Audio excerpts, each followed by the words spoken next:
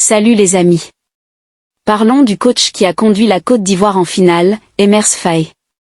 Né à Nantes en 1984, Emers Faé intègre le centre de formation des Canaries en 1995 qu'il fréquente pendant 8 ans jusqu'à son premier contrat professionnel. Il intègre le centre de formation de l'OGC Nice en 2012 et coache successivement les U17 puis les U19. En 2021, il quitte les Aiglons et entraîne l'équipe réserve du Clermont Foot pendant une saison. C'est un passionné de foot. Il s'est rapidement orienté vers l'entraînement des jeunes, c'est vraiment un homme de terrain, explique Xavier Barret. Quand l'opportunité de rejoindre la Côte d'Ivoire se présente pour être l'adjoint de Jean-Louis Gasset, il n'hésite pas à tenter l'aventure. Emers, il se lève coaching, il mange coaching et il dort coaching. Tout est basé sur le coaching, a aussi souligné auprès de l'équipe Abdoulaye Mété, l'ancien Marseillais proche du sélectionneur de la Côte d'Ivoire. Pour Xavier Barret, c'était l'homme de terrain idéal pour Jean-Louis Gasset et Guilain Printemps, qui ne pouvaient faire appel à Didier Drogba, concurrent du président de la fédération ivoirienne, ni au frère Touré, qui entraîne en Angleterre.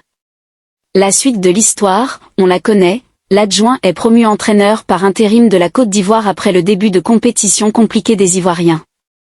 Malgré la rumeur Hervé Renard apparue dans les médias, c'est bien Emers Faé qui sera sur le banc des éléphants face au Sénégal et lors des matchs suivants.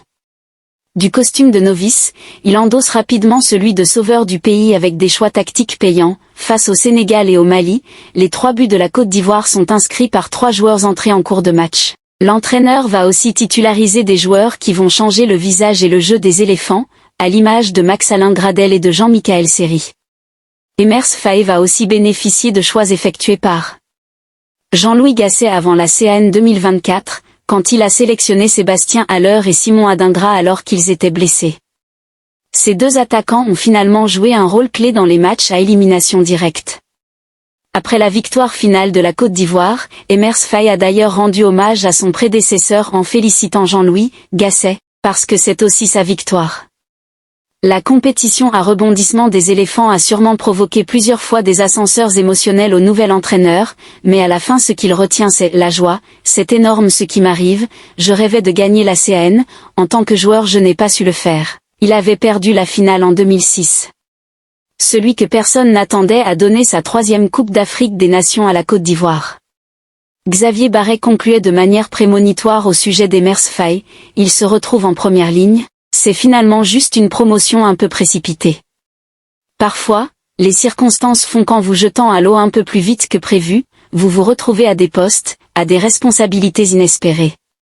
Et cela peut vous sourire.